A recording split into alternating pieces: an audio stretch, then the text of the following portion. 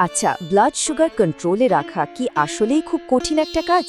একদমই না, যদি প্রতিদিনের খাবারের রুটিনটা একটু গুছিয়ে নেওয়া যায়। আজকের এই বিশ্লেষণে আমরা ঠিক সেটাই দেখব, কিভাবে একটা সহজ আর সাধারণ খাদ্য তালিকা মেনে চললে ডায়াবেটিস খুব সহজেই নিয়ন্ত্রণে রাখা যায়। চলুন তাহলে শুরু করা যাক। শুরুতে এই কথাটা একেবারে মনের মধ্যে গেঁথে নেওয়া যাক, কেমন? অনেকেই ভাবেন ডায়াবেটিস মানি পছন্দের সব খাবারে তালা পড়ে গেল, জীবনটাই শেষ। কিন্তু আসল সত্যিটা হলো, সঠিক খাবারটা বেছে নিতে পারলেই জীবন আগের মতোই সুন্দরভাবে চলতে পারে। এটা আসলে কোনো বাধা নয়, বরং একটা গোছানো জীবনযাপনের সুযোগ। বেশ, তাহলে শুরু করা যাক দিনের প্রথম আর সবচেয়ে গুরুত্বপূর্ণ খাবারটা দিয়ে, সকালের নাস্তা। সকালের নাস্তাটা এমন হওয়া উচিত যা সারাদিনের জন্য শক্তি দেবে, কিন্তু হুট করে রক্তে সুগারের মাত্রা বাড়িয়ে দেবে না। মানে মূল লক্ষ্যটাই হলো হালকা, কম চিনি আর কম কার্বোহাইড্রেটের খাবার বেছে নেওয়া। এখানে কয়েকটা দারুণ অপশান আছে, যেমন ধরুন ওটস বা লাল আটার রুটি। এগুলোতে ফাইবার অনেক বেশি থাকে, তাই অনেকক্ষণ পেট ভরা থাকে, আবার রক্তে চিনিটাও মেশে খুব ধীরে ধীরে। সাথে একটা ডিম হলে তো কথাই নেই, প্রোটিনের চাহিদাও মিটে গেল। আর চিনি ছাড়া 1 কাপ চা আর সাথে যদি কিছু শসা বা স্যালাড থাকে, তাহলে দিনটা শুরু হবে একদম ঝরঝরে ভাবে। এবার একটা ছোট্ট কিন্তু খুবই কাজের টিপস, ফল কখন খাবেন।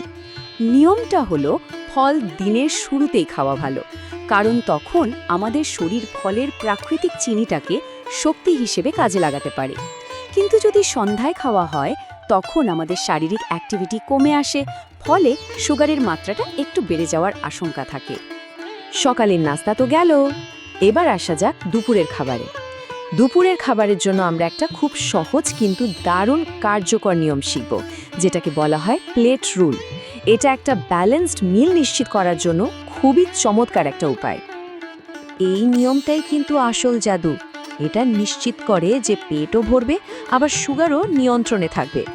মানে প্লেটটাকে যদি সহজ 3টে ভাগে ভাগ করে নেওয়া যায়, তাহলে খাবারের পরিমাণ আর পুষ্টি দুটোই একদম ঠিকঠাক থাকে।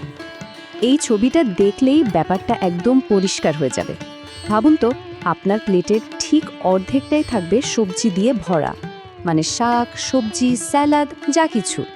বাকি যে অর্ধেকটা রইল, তার 1 ভাগে থাকবে প্রোটিন, যেমন মাছ, মুরগির মাংস বা ডাল। আর অন্য ভাগে থাকবে অল্প পরিমাণে কার্বোহাইড্রেট, যেমন ধরুন লাল চালের ভাত। সোজা কথায়, সবজি বেশি, ভাত কম, এটাই মূল মন্ত্র। চলুন এবার সেই সময়টা নিয়ে কথা বলি যখন হালকা খিদে পায়, মানে দুপুর আর রাতের খাবারের মাঝের সময়টা। এই সময়টা কিন্তু বেশ ট্রিকি, কারণ ভুলভাল কিছু খেয়ে ফেললেই সুগারের মাত্রা চট করে বেড়ে যেতে পারে। তাই বিকেলের নাস্তা বাঁচতে হবে খুব সাবধানে। তাহলে উপায় কি? উপায় হলো স্মার্ট স্ন্যাক্স বেছে নেওয়া, যেমন ধরুন 1 মুঠো বাদাম বা চীনা বাদাম, একটা আপেল বা অর্ধেক পেয়ারা, কিংবা চিনি ছাড়া টক দই। এগুলো পেটও ভরাবে আর শরীরেরও কোনো ক্ষতি করবে না। আর কি একদমই চলবে না? ওই যে প্যাকেটজাত বিস্কুট, কেক বা ভাজা পোড়া, এগুলো থেকে দূরে থাকতে হবে।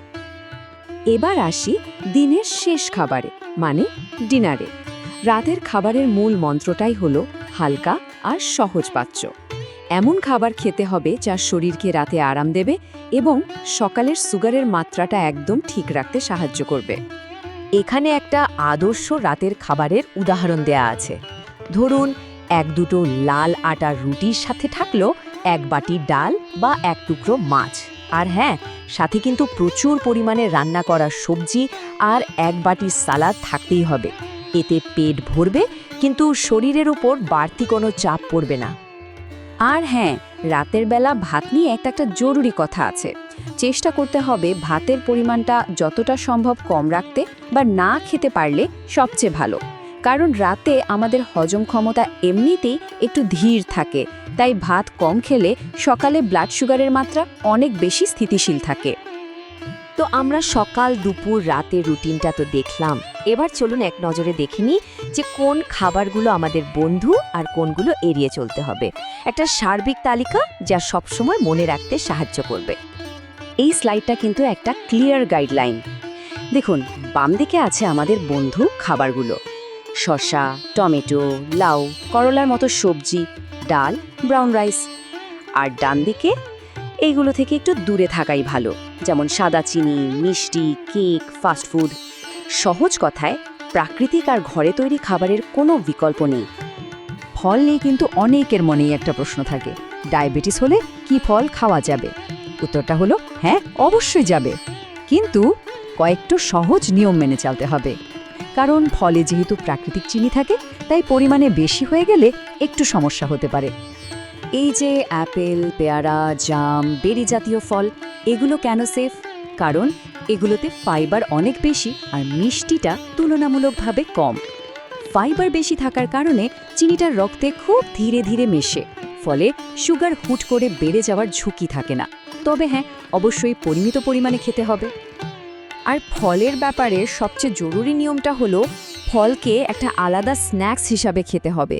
মানে ভাতের মতো ভারী খাবারের সঙ্গে সঙ্গে বা ঠিক পরেই ফল খাওয়া যাবে না। এতে রক্তের শর্করার মাত্রা হঠাৎ করে অনেক বেড়ে যেতে পারে। সবচেয়ে ভালো অভ্যাস হলো দুটো মূল খাবারের মাঝের সময়ে ফল খাওয়া। শুধু খাবার ঠিক করলেই কিন্তু হবে না, এর সাথে আরও কয়েকটা স্বাস্থ্যকর অভ্যাস জুড়ে দিলে তবে মিলবে সেরা ফল। এগুলোকে বলা যেতে পারে সুস্থ জীবনের 3টা মূল স্তম্ভ। চলুন দেখে নিই সেগুলো কি কি। এই 3টা একদম সহজ অভ্যাস। 1 নম্বর, পর্যাপ্ত পানি পান করা। 2 নম্বর, প্রতিদিন অন্তত 20-30 মিনিট একটু হাঁটাচলা করা। আর 3 নম্বর, খাবার আর ঘুমের একটা নির্দিষ্ট রুটিন মেনে চলা। বিশ্বাস করুন, এই 3টা জিনিস নিয়মিত মেনে চললে ব্লাড সুগার নিয়ন্ত্রণে রাখাটা অনেক সহজ হয়ে যায়। তাহলে পুরো আলোচনার সারমর্মটা কি দাঁড়ালো? এটাই যে ডায়াবেটিস ম্যানেজমেন্ট মানে খাবার দাবার বন্ধ করে দেয়া নয়, এটা আসলে সঠিক খাবারটা বুদ্ধি করে বেছে নেওয়ার একটা শিল্প। সঠিক পছন্দই কিন্তু সুস্থতার আসল চাবিকাঠি। আশা করি এই আলোচনাটা একটা পরিষ্কার পথ দেখাতে পেরেছে।